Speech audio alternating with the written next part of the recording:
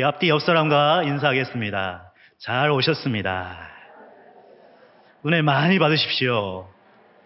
하나님은 사랑이십니다. 아멘. 사랑이란 말만 들어도 아직 가슴이 쿵쾅쿵 하시는 분들은 아직 그 마음 가운데 사랑의 열정이 남아있는 분이십니다. 그런데 많은 시간 동안 우리가 시간을 지나면서 여러 가지 문제와 갈등으로 인하여서 점점 그 마음의 열정들, 사랑들이 식어져 가는 것을 발견하게 됩니다. 여러분, 갈등이라는 한자 단어를 아십니까? 이 갈은 칡갈자를 쓰고 등은 등나무 등자를 쓴다고 합니다. 칡의 습성은 왼쪽으로 덩굴을 감아 올라가는 습성을 가지고 있고, 등나무는 반대로 오른쪽으로 덩굴을 감으며 올라가는 습성이 있습니다. 이 두 가지가 만나면 어떻게 됩니까? 서로 얽히고 설키게 돼서 풀기가 아주 어렵게 되는 거죠. 그게 갈등이라는 거죠. 뿐만 아니라 줄기도 질기고 뿌리도 깊게 얽혀 있어서 그 문제를 해결하기가 만만치 않다는 것입니다. 그래서 개인뿐만 아니라 집단 안에서 서로 간에 일어나는 의견 충돌과 마찰, 이런 걸 비유하면서 갈등을 일으켰다라고 얘기하는 것이죠. 지금 시대가 그렇죠. 정말 갈등이 너무나 팽배한 시대입니다. 분열되고 서로 반목하고 서로 그래서 그것 때문에 사회 문제가 많이 일어납니다. 어디서 얽혀 있는지 풀지를 못하고 문제를 풀려고 하면 더 문제가 꼬이고 얽히게 되는 것이 세상의 이치죠. 근데 그것이 세상의 문제이기도 하겠습니까? 우리 개인의, 우리 가정 안에, 우리 교회 안에, 공동체 안에서 일어나는 동일한 문제라는 것입니다. 그래서 서로 그 문제에 깊은 골을 주고 그 문제가 더욱더 꼬여 상처, 아픔을 주고받는 그런 안타까운 상황들이 많이 일어나게 된다는 겁니다. 2009년에 57세의 나이로 사망한 고 장영희 교수가 있었습니다. 한국의 영문학자이고 수필가고 번역가죠. 근데 그는 목발에 의지하지 않으면 한 걸음도 옮길 수 없는 소아마비 장애인이었습니다. 그리고 세 차례 암투병 끝에 희망을 잃지 않는 삶을 실천하고 마지막까지 많은 사람들에게 감동을 준 분이십니다. 그녀가 쓴 수필집을 제가 읽은 적이 있는데요. 그 제목이 살아온 기적, 살아갈 기적. 근데 그 책 안에서 결혼의 조건이라는 그 글을 읽은 적이 있습니다. 거기에는 결혼한 지 얼마 안 된 영미라는 제자가 있는데 결혼 생활에 이런 심각한 고민과 갈등과 그 문제들을 이제 이 교수님에게 털어놓으면서 상담을 하는 내용, 그것이 적혀 있었습니다. 남편과 사사건건 의견 충돌이 일어나고 걸핏하면 말다툼하고 며칠 동안 말도 안 하는 그런 시간들이 있고 달콤하리라고 생각했던, 그렇게 꿈꿨던 결혼 생활이 이렇게 쓸쓸하기만 한 줄 알았다면, 결혼이 자신의 자유를 얽매이고 자신의 삶을 포기하는 것인 줄 알았다면 결혼하지 않았을 텐데, 그런 후회, 이런 등등, 이게 상담하는 내용이었습니다. 그런 회의에 가득 찬 내용들이 있었던 거죠. 그런 제자에게 장영희 교수님은 예전에 그 영미가 대학 때 다녔던, 그때 내줬던 과제, 레포트를 꺼내 보여줍니다. 그 제목의 이름이 뭐였냐면, 내가 결혼하고 싶은 남자에 대해서 한번 써봐라는 거였어요. 거기에 일부가, 내가 좋아하는 남자는 내가 야단칠 때 말없이 앉아있는 남자, 얘 잘 키우는 남자, 나보다 오래 사는 남자, 아침에 일찍 일어나 모닝커피를 만들어 침대에 가져다주는 남자, 예쁜 여자를 끔찍하게 싫어하는 남자, 스포츠를 싫어하는 남자, 여자 화장실 앞에서 내 핸드백 들고 서 있는 것을 부끄러워하지 않는 남자. 이게 아마 희망사항으로 영미가 써놓은 그런 글이었습니다. 그러니까 이 교수님이 그 글을 보고 상대방에 대한 기대치가 너무 높아서 이 결혼이나 제대로 할 수 있을까라는 의문이 들었다는 겁니다. 근데 그 영미가 자기의 쓴 목록 마지막에 써놓은 말이 너무나 인상 깊어서 지금도 기억하고 있다는 것입니다. 그 말이 뭐였냐면 바로, 선생님이 조건을 쓰라고 하니까 한번 써보기는 했지만 사랑에 빠진다면 위의 조건들은 전혀 문제가 안 돼요.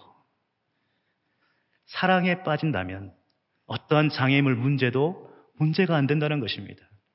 우리가 많은 사람들이 어떤 도박이나 어떤 그 쇼핑이나 뭔가 잘못된 왜곡된 사랑에 빠져 중독으로 빠져나가는 사람들의 문제가 뭡니까? 현실의 삶에 그 사랑을 받지 못하고 그 문제를 해결하지 못하니까 삶의 재미와 목적과 즐거움을 상실하죠. 다른 것에서 그것을 찾지만 순간적인 만족을 잊지만 더 중독적인, 더 자극적인 사랑을 찾다 보니까 어느 순간 거기에 중독하여 빠지는 거죠. 끊을 수가 없게 되는 겁니다. 근데 이 끊을 수 없는 중독적인 그런 것에서 그것을 회복하고 그것에서 나올 수 있는 길이 뭐냐? 더 큰 중독에 빠지는 거죠. 더 끊을 수 없는 사랑에 빠지는 것입니다. 그게 바로 하나님의 사랑인 줄 믿습니다. 지금 이렇게 험난하고 힘들고 갈등이 있고 미래가 불투명하고 정말 어려운 시대를 살고 있는데 가장 시급하게 해야 될 것이 무엇이냐? 우리 안에 그런 불안과 두려움과 염려를 극복하는 길이 무엇이냐?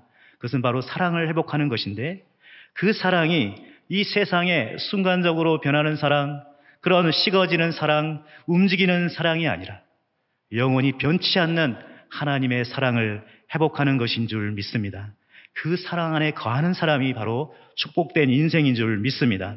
요한일서 4장 18절에 보면 사랑 안에는 두려움이 없고 온전한 사랑이 두려움을 내쫓나니 두려움에는 형벌이 있음이라. 두려워하는 자는 사랑 안에서 온전히 이루지 못하였느니라. 지금 이라는 현대인의 병 중에 이 두려움이 계속해서 깊어지면 장애가 생겨요. 불안장애, 공황장애. 그것 때문에 잠을 이루지 못합니다. 그것 때문에 우울함이 생겨져 삶의 목적을 상실합니다. 근데 하나님의 온전한 사랑이 부어지면 그 모든 두려움이 내어 쫓김을 당하니까 회복이 되고 그 안에서 평강을 누리게 되니까 잠도 잘하고 그 마음의 여유를 갖게 된다는 것이죠. 근데 반대로 하나님의 사랑에서 멀어져 가고 서로 사랑이 아니라 갈등이 일어나면 그것이 바로 지옥이 되는 것입니다. 두려움으로 갈등과 상처에 대한 아픔으로 사랑과의 관계는 멀어지게 되고 하나님의 일을 하는 데 있어서 자신감이 없어지죠. 남녀 간, 형제 간, 가족 간, 형제와 부모와 자녀 간, 이웃 간 사랑을 회복하는 것이 중요한 것이죠. 근데 더 시급하고 가치 있는 것이 무엇입니까? 혹시나 하나님과 나에 멀어져 있는 하나님과의 그 사랑, 그 사랑의 최고봉이요, 최절정이요, 종결자인 하나님의 사랑이 회복이 먼저인 줄 믿습니다. 그렇다면 우리가 회복해야 될 이 놀라운 하나님의 사랑은 어떤 사랑입니까? 세 가지로 함께 은혜를 나누기로 합니다. 첫 번째는 그 아들을 아끼지 아니하시고 십자가에 내어주신 사랑이라는 것입니다. 우리 32절을 같이 한번 읽어보겠습니다. 자기 아들을 아끼지 아니하시고 우리 모든 사람을 위하여 내주시니가 어찌 그 아들과 함께 모든 것을 우리에게 주시지 아니하겠느냐. 로마서 5장 8절에는 우리가 아직 죄인 되었을 때 그리스도께서 우리를 위하여 죽으심으로 하나님께서 우리에 대한 자기의 사랑을 확증하셨느니라 라고 말씀합니다. 말하자면 하나님께서는 당신의 어떤 소유물 중에 어떤 의미 없는 하나를 우리에게 주신 것이 아니라 하나님 바로 당신 그 전부를 우리에게 주셨다는 의미입니다. 그러므로 사랑하는 아들을 죽이면서까지 우리를 살리신 그 하나님께서 우리가 하나님의 말씀대로 순종하고 진리의 길을 가고 하나님의 선한 일을 한다고 할 때 어찌 그 필요한 모든 것을 거저 주시지 않겠냐는 것입니다. 아까운 것이 도대체 하나님께 무엇이 있겠냐는 것입니다. 하나님은 그분의 자녀들에게 너무나 사랑하셔서 그 필요한 모든 것을 기꺼이 선물로 주시기를 원하시고 그것을 너무나 기뻐하신다라고 말씀하는 것이죠. 이것이 저와 여러분이 가지고 있는 성도의 엄청난 특권이요 축복인 줄 믿습니다. 사랑하는 여러분, 예수 그리스도로부터 나타난 하나님의 사랑의 최고의 표현이 무엇입니까? 그것은 곧 십자가의 구원의 사건인 줄 믿습니다. 그리스도인은 예수님의 십자가의 죽음으로 말미암아 하나님이 정말 사랑의 하나님이시구나 그것을 이미 깨달은 사람입니다. 또한 예수님을 믿고 성취되는 그 구원을 통해서 하나님을 직접 날마다 몸으로 체험한 사람들입니다. 하나님이 인간을 구원하시기에 독생자 예수 그리스도를 보내신 것이 이미 하나님 사랑의 직접적인 표현의 시작이었습니다. 예수님의 그 모든 교훈, 그 말씀, 활동, 사역 그것은 모두 하나님 사랑의 표현이었습니다. 예수님께서 인간의 죄를 대속하시기 위해 십자가상에서 죽으신 것은 바로 하나님 사랑의 완성 그 자체였던 것입니다. 예수님은 하나님에게 종의 형상을 입고 잃어버린 것을 찾아 구원하시고 영적으로 병든 자를 고쳐주시기 위해 일하시다가 마지막엔 기꺼이 범죄한 인류를 위해서 희생 제물이 되어주셨습니다. 이것이 인간에 대한 하나님 사랑의 최절정이요, 가장 위대하고 놀라운 기적적인 사건이 아니고 뭐이겠습니까? 하나님 우리를 사랑하시되 독생자를 주시기까지 끝까지 사랑하신 것입니다. 그 결과 우리는 하나님과의 그 전적인 그 은혜와 구원을 얻었습니다. 노예의 신분에서 하루아침에 왕의 자녀의 신분으로 그 신분의 급상승이 일어나게 됐죠. 마치 우리의 삶이 완전 꼴통 중에 꼴통의 삶을 살았는데 늘 자신의 신세를 한탄하고 왕 대신 하나님께 반항하고 왕의 아들 예수 그리스도를 못사게 굴고 온갖 나쁜 짓을 다 하면서 내일이 없는 것처럼 막 살던 그런 개망나니 인생. 사단의 노예로, 죄의 노예로, 율법의 노예로 이곳저곳 끌려다니면서 아무런 목적 없이 비참하게 살았던 그 하류 인생 가운데 예전에는 도저히 상종할 수도 없고 바라볼 수도 없었던 존귀한 왕이 자신의 이름을 부르며 지명하여 친히 찾아오신 것입니다. 근데 몸둘 바도 모르게 지금까지의 삶이 어떠했든지 왕인 자신에 대하여 어떤 잘못을 했든지 상관없이 그 죄를 묻지도 않으시고 따지지도 않으시고 일방적으로 자신의 아들로 입양하시겠다 선포하신 것입니다. 하루아침에 노예의 신분에서 왕자요 공주의 신분으로 바뀌는 기적을 경험하게 된 것입니다. 그런데 왕의 자녀로 입양되고 다음날 눈을 뜨고 보니 세상이 달라져 있는 겁니다. 사람들이 자신을 부르는 호칭도, 입는 의복도, 먹는 음식도, 누리는 혜택도, 특권도 몰라보게 달라졌습니다. 그렇게 비참하고 희망이 없던 삶이, 세상이 밝고 희망 있는 세상으로 바뀌어 보이는 겁니다. 그런데 이게 너무나 익숙치 않은 게 문제입니다. 너무나 내 몸에 맞지 않는 겁니다. 손이 오글거리고 어색합니다. 그것을 잘 누리지 못하고 눈앞에 펼쳐진 산의 진미 먹어도 소화가 안 됩니다. 혹시나 언젠가 지금 누리고 있는 이 호사가 사라질 수 있는가, 누군가에 뺏기는 것이 아닌가, 쫓겨날 수 있다. 거절감, 불안감이 막 생깁니다. 자꾸만 몸이 과거의 노예 시절의 삶을 회상하게 되고 그 삶이 더 편하다게 생각하게 되고 그것으로 돌아가려고 하는 그 몸이 됩니다. 이것이 바로 죄인된 우리의 연약한 모습이 아닙니까? 아무리 하나님께서 우리에게 놀라운 특권과 은혜와 그것을 주셨음에도 불구하고 그것을 누리지 못하고 다른 왜곡된 사랑, 다른 것에서 희망을 찾아가는 모습이 바로 우리의 연약한 모습이라는 것입니다.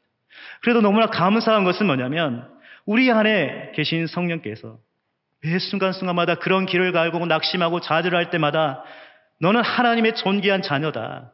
너는 하나님의 상속자이다.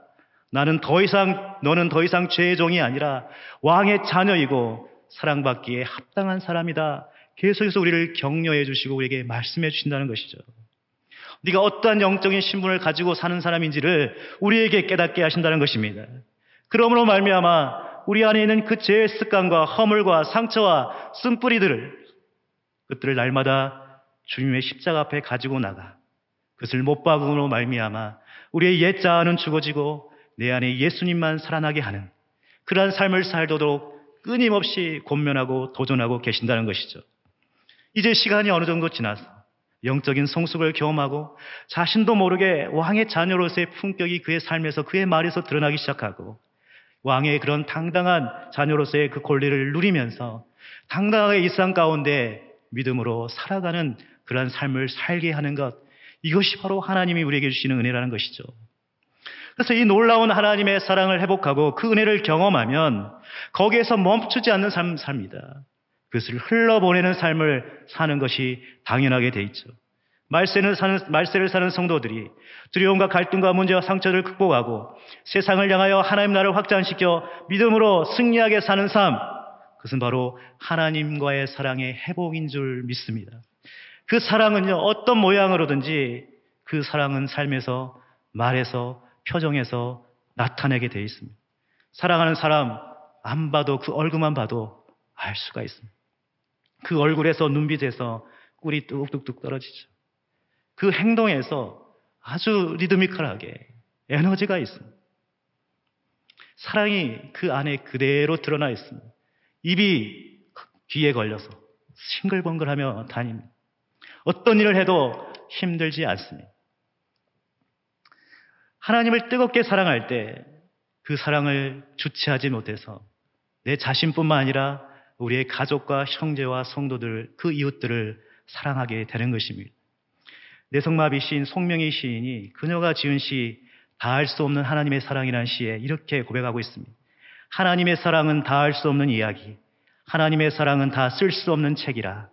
세상이 변하고 모든 것이 바뀌어도 하나님의 사랑은 변하지 아니하며 인간의 정이 끝나고 사람들의 사랑이 다해도 하나님의 사랑은 다하지 않는다.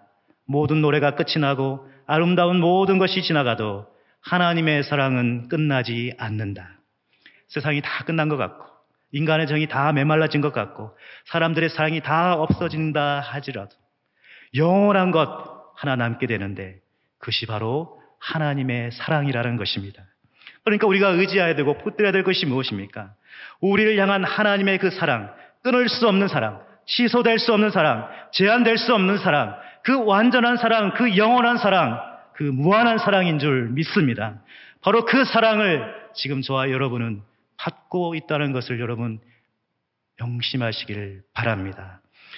둘째로 하나님의 사랑은 어떤 사랑 가운데서도 넉넉히 이기게 하시는 사랑이라는 것입니다. 우리 37절을 같이 읽겠습니다. 그러나 이 모든 일에 우리를 사랑하시는 이로 말미암아 우리가 넉넉히 이기느니라. 아멘.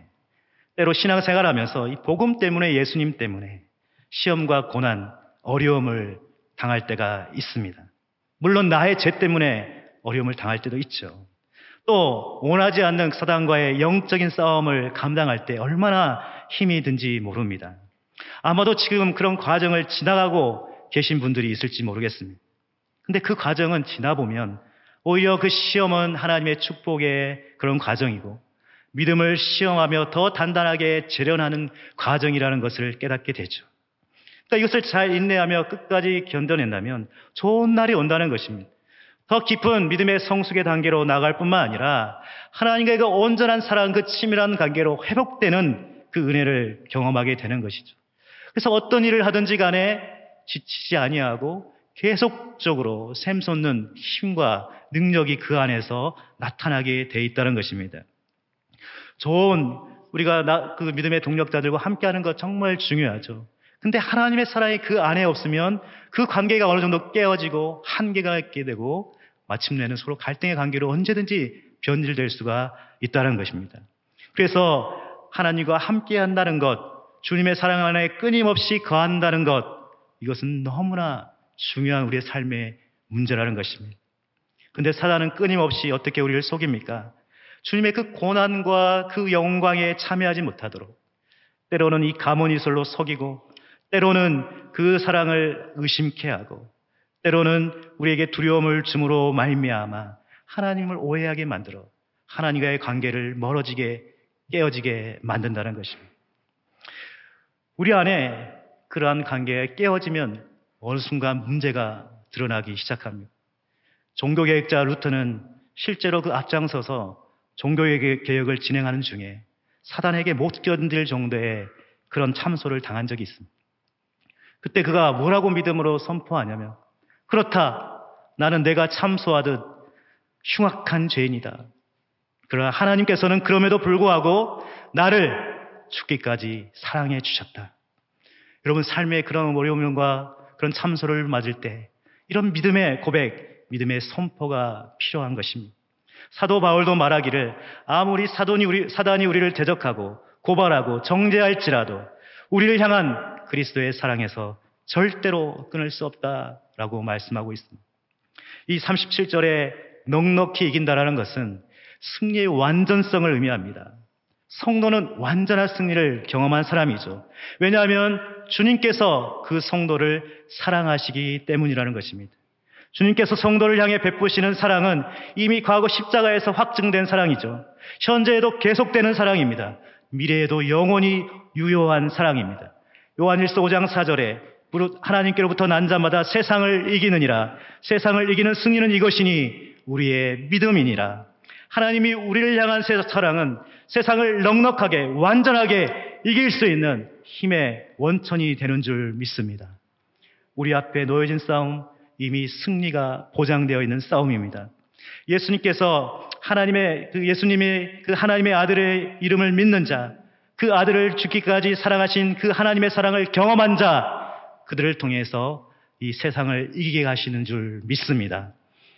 한 번은 영국의 한 신문사에서 영국 끝에서 런던까지 가장 빨리 가는 법에 대한 그 질문을 현상 공모했다고 합니다. 독자들로부터 그 대답이 왔는데 비행기를 타고 간다, 기차를 타고 간다, 도보로 간다, 우리가 상상할 수 있는 여러 가지 수단과 방법들이 나왔습니다.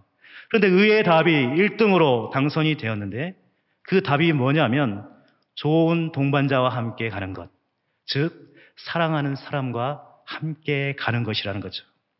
뜻을 같이 하고 서로 사랑하는 사람과 같이 가면 그것이 지구 끝이라 해도 지루하지 않고 지치지 않고 시간 가는 줄 모를 정도로 재미가 있어서 언제 목적지에 도착했는지를 모를 정도로 빨리 도착한다는 것입니다.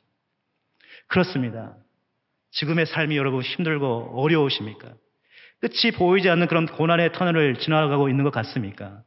여러분을 누구보다도 잘 아시고 눈동자 같이 주목하고 계시는 그 하나님의 사랑을 붙드시길 바랍니다. 하나님은 임마누엘의 하나님이시죠. 우리와 늘 함께 하시는 하나님이십니다. 그런데 하나님을 우리에 향한 그 놀라운 사랑을 하나님만 사랑하는 일방적인 짝사랑으로 만들지 마십시오. 하나님 지금도 우리가 겪고 있는 이 고통의 삶의 그 현장에 함께 계십니다. 때로는 영문도 모른 채 억울함과 핍박을 받는 그 현장에도 함께 계십니다.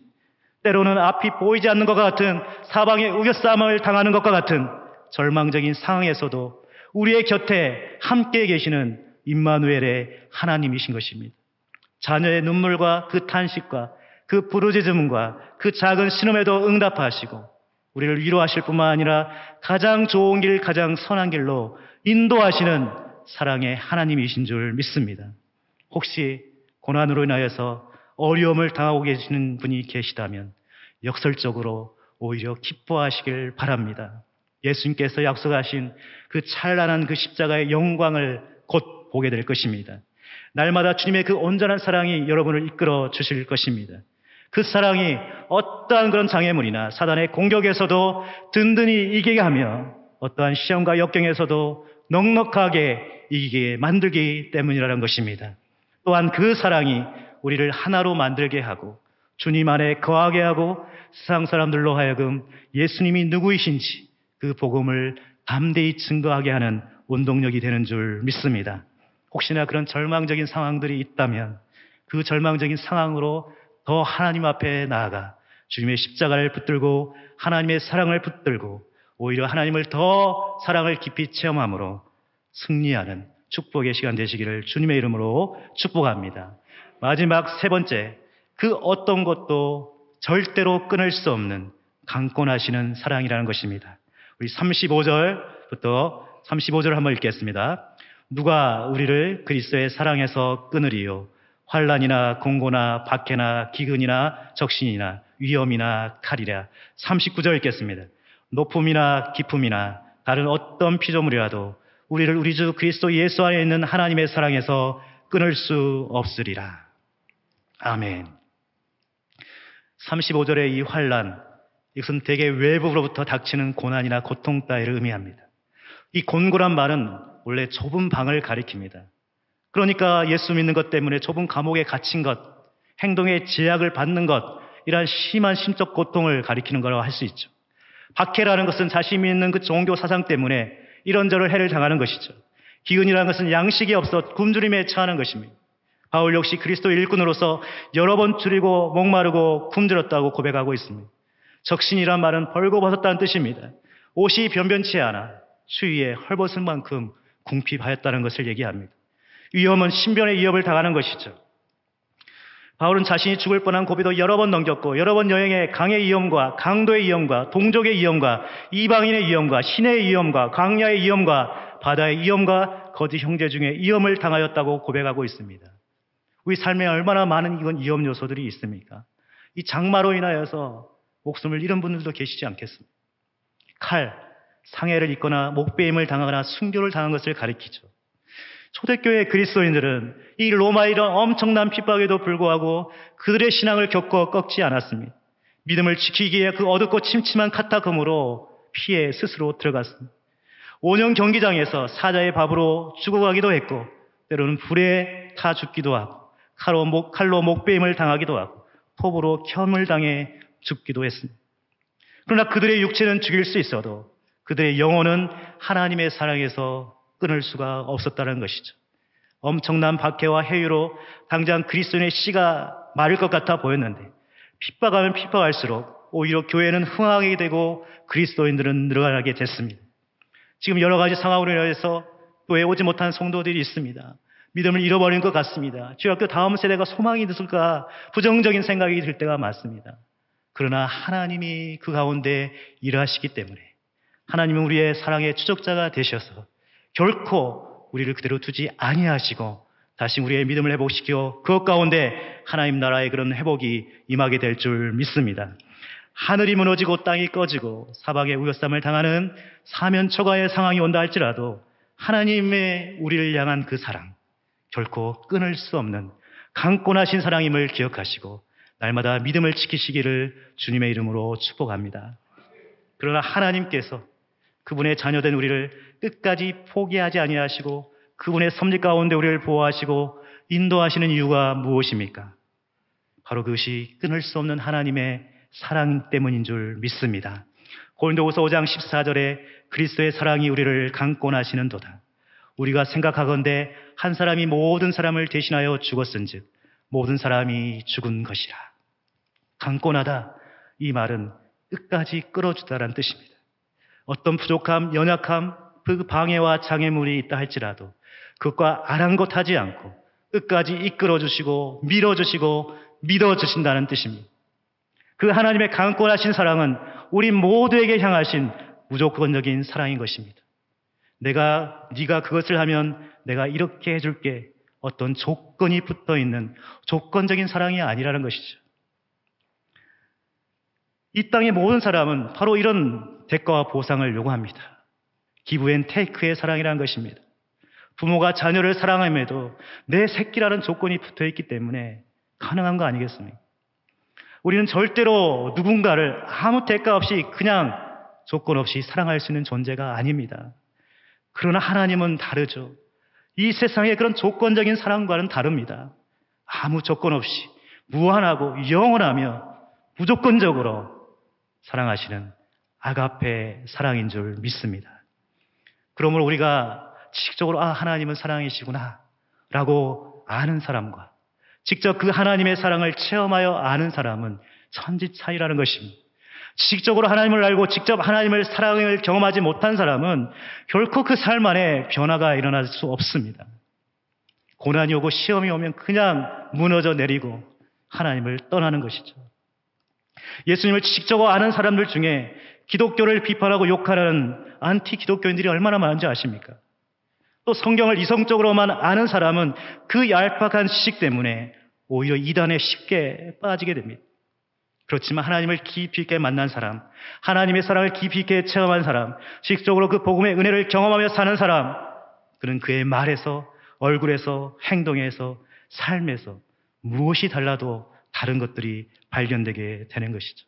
그 마음에 여유가 생기고 사역의 열매들이 생기고 좋은 에너지가 넘쳐서 많은 사람들이 그 주위에 몰리게 되어 있습니다. 이전과는 비교할 수 없는 차원의 높은 차원이 다른 삶을 살게 된다는 것입니다. 사도 바울이 그렇지 않습니까? 다메섹 도상에서 예수님을 만났습니다.